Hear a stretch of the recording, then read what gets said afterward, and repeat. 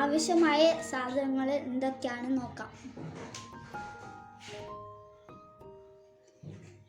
കേങ്ങ് ഇതേ ഷേപ്പിൽ മുറിക്കണം.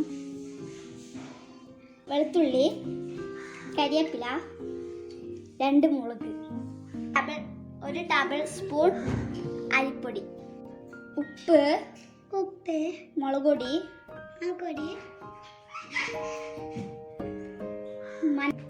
മഞ്ഞൾപ്പൊടി, കടലപ്പൊടി, ആവശ്യത്തിന് വെള്ളം.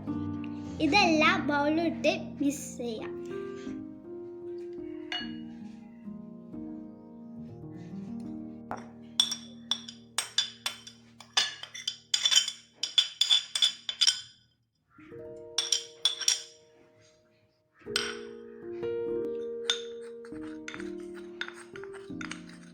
കുറച്ച് വെള്ളം. ഇതെല്ലാം നമുക്ക് ഇനി മിക്സ് ചെയ്യാം.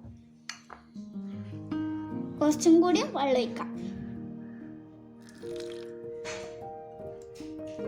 ഇത് നല്ലോണം മിക്സാക്കി ഇനി അര ടീസ്പൂൺ കരിഞ്ജീരകം ഇട്ട ഇനി മിക്സാക്കാം.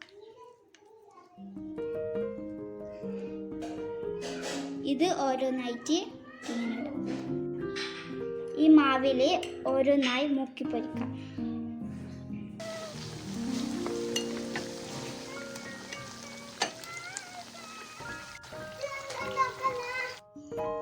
അഞ്ച് മിനിറ്റ് കൊണ്ട് കേങ്ങ് വെച്ച തയ്യാറായി. എല്ലാവരും കേങ്ങ് വെച്ച ട്രൈ ചെയ്യണം. ബൈ.